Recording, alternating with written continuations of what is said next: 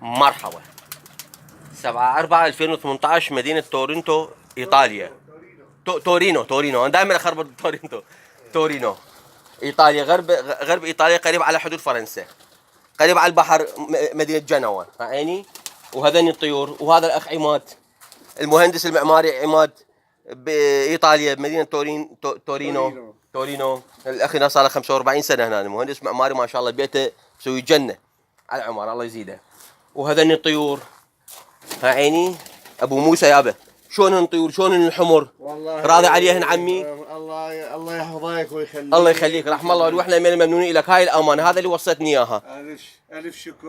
الله يخليك الله يسلمك، رحم الله والديك واخوي الكبير انت. الله يخليك. هو وصاني، هو قبل سنه طبعا خابرني وصار اتصال بيناتنا، قال يابا جيب لي من كل قطر اغنيه، جيب لي حمر، جيب لي شو اسمهن تارات، اي جيب لي ايرانيات، زبيريات، بوسنيات. انا جبت له شويه من هذا شويه من هذا شويه من هذا، واكثر جبت له حمر العراقي لانه يحب الحمر البغداديه يحبهن.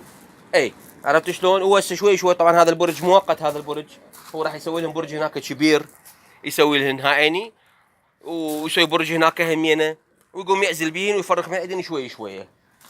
ها عمي؟ سوي لك فرع عن الحديقه. اي الحديقه ما شاء الله كبيره هنا، ومقرروا هنا يسوي البرج مالهن هنا، مو هنا نسوي هنا. نعم. اي هذني البرج مال شو اسمه مال التبزير، وهنا من الخانات يسوي له فد 4 ابراج على متر مربع، على متر مربع، وطول 2 سنتي مو؟ اي ها عيني. وهاي محطه مال القطار هنا تورينو دي قدام صايره ها. وهاي العمارات والجو حلو صيف، وهاي العمارات هنا فوق، وهاي الاشجار شجره ما شاء الله تقول عبالك شجر الادم مال البصره. هو مهندس معماري صعد فوق لقى جناين معلقه مال بابل مسويها. بالعافيه عليه والله يزيده، الله يزيده، يستاهل ابو موسى الولد. وهذني الطيور عيني، وهاي امانه الله ورسوله. ان شاء الله الكاثر من عيدن، والله من اجيب لك سنتلوك شو تريد بالخدمه هذه.